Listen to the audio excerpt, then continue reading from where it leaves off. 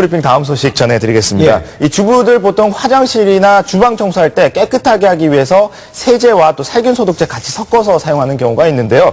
이렇게 하면 인체에 해로운 가스가 발생해서 자칫 질식사를 할 수 있다고 합니다. 자세한 내용 함께 보시죠. 1차 대전 당시 독일의 히틀러가 유태인들에게 사용한 바로 그것. 지난 2005년 중국에서는 바로 이것 때문에 수백 명의 사상자가 발생했습니다. 사람들을 위협하는 바로 그것은 염소가스. 이렇게 위험한 염소가스는 세제를 잘못 사용할 경우 가정에서도 발생할 수 있다고 하는데요. 그렇다면 주부들은 세제 어떻게 사용하고 있을까? 락스하고 세제하고 물에다가 풀어가지고 그거를 닦아가지고 헹궈요. 깨면 제거하고 묵은때 같은 거 제거하려면 그거 해야 되거든요.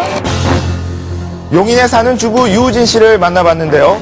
두 아이들 때문에 유독 살균에 신경을 많이 쓴다고 합니다. 세제로 먼저 하고 가끔가다 락스로 닦아줘요. 세균을 좀 더 없애준다. 네. 아이들 있으니까. 네. 유우진 주부에게 평소대로 욕실 청소를 부탁했는데요. 욕실 세제로 묵은 때를 지운 후에 그 위에 바로 살균 소독제인 일명 락스를 뿌려서 청소를 하고 있었습니다. 자, 하지만 이렇게 염속의 살균 소독제인 락스와 욕실 세제인 산성 세제가 섞이면 염소 가스가 발생한다고 하는데요. 락스와 산성세제가 만나게 되면 락스의 주성분인 하이포화 염소산 나트륨이 산과 반응을 해서 염소 기체가 발생하게 됩니다. 자, 그렇다면 욕실에서 욕실 세제와 락스를 함께 사용할 경우 염소 가스가 얼마나 발생할까요? 측정해봤습니다. 발생한 염소 가스는요, 1ppm입니다.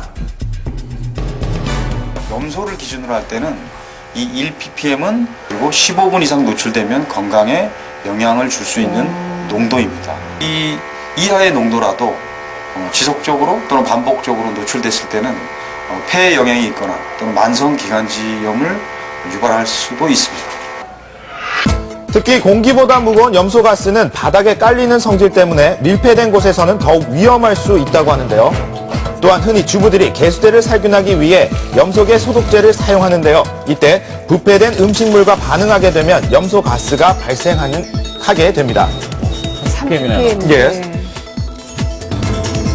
자, 실제 어떨까요? 실험을 해봤는데요. 산성계 세제를 함께 사용했을 때 나오는 기체가 얼마나 해로운지 실험을 통해 알아보겠습니다. 깨끗하게 하자고 했던 것이 오히려 안 좋아졌군요. 그렇습니다. 실제 이 싱싱했던 장미를 밀폐된 공간에 세제와 락스를 섞어서 함께 넣은 후에 하루 동안 관찰을 해봤는데요.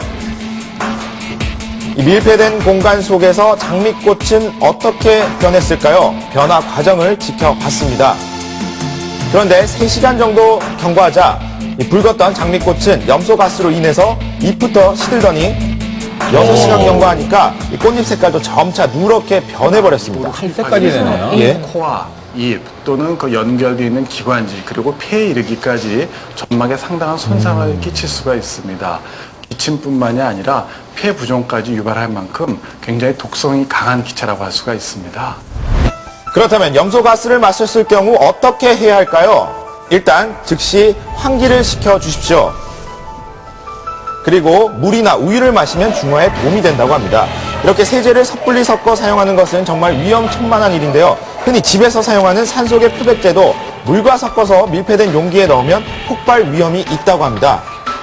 실제 이 산소계 표백제와 물이 만나서 점점 팽창하다 이렇게 폭발을 하는데요.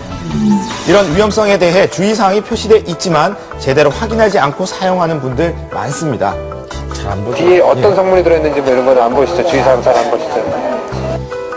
무심코 넘긴 주의사항 때문에 화를 입을 수 있습니다. 깨끗한 청소도 좋지만 그 전에 안전수칙 꼭 지켜야겠습니다.